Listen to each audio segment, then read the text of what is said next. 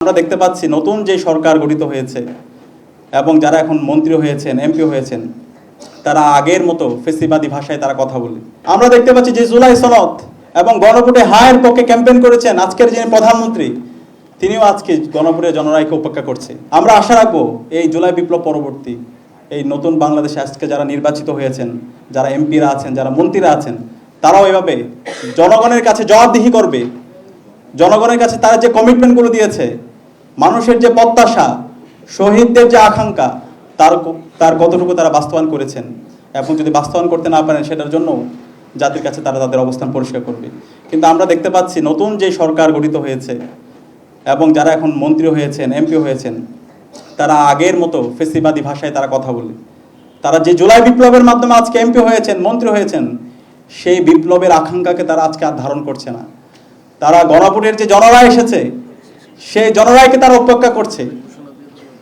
আমরা দেখতে পাচ্ছি যে জুলাই সনদ এবং গণভোটে হায়ের পক্ষে ক্যাম্পেইন করেছেন আজকের যিনি প্রধানমন্ত্রী, তিনিও আজকে গণভোটে জনরায়কে উপেক্ষা করছে।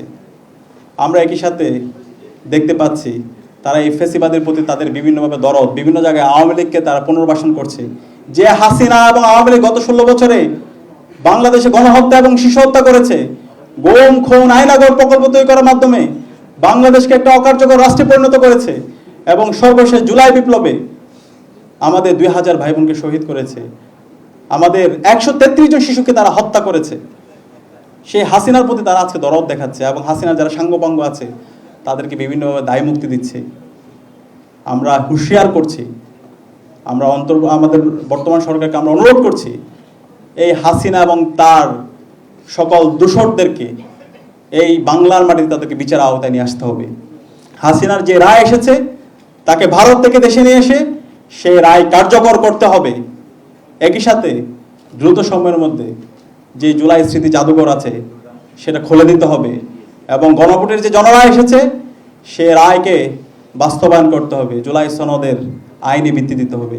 আমরা আশা করছি বর্তমান সরকার এবং বিরোধী দল জুলাইয়ের আকাঙ্ক্ষাকে ধারণ করে একটি নতুন বাংলাদেশ বিনির্মাণের জন্য কাজ করবে এবং একই সাথে সকল পেশাজীবী সংগঠন তাদের প্রফেশনালিজম ধরে জুলাই বিপ্লবের আকাঙ্ক্ষা ধারণ করে তারা সুন্দর একটি বাংলাদেশ বিনির্মাণের জন্য কাজ করবে।